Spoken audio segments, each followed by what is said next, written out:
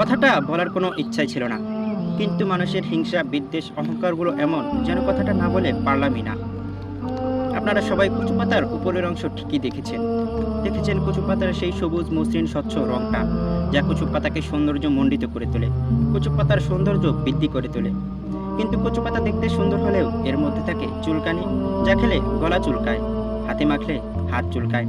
এমনই আমাদের সমাজে এবং আমাদেরই আশেপাশে কিছু মানুষ আছে, যারা বাহ্যিকভাবে দেখতে চকচকে সুন্দর এবং মসৃণ হলেও এদের ভেতরটা কুৎসিত, নোংরা।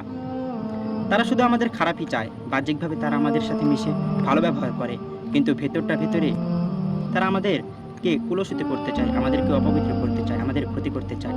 সবসময় খেয়াল রাখবেন যাতে করে ওই ধরনের মানুষ আপনার আশেপাশে না থাকতে পারে।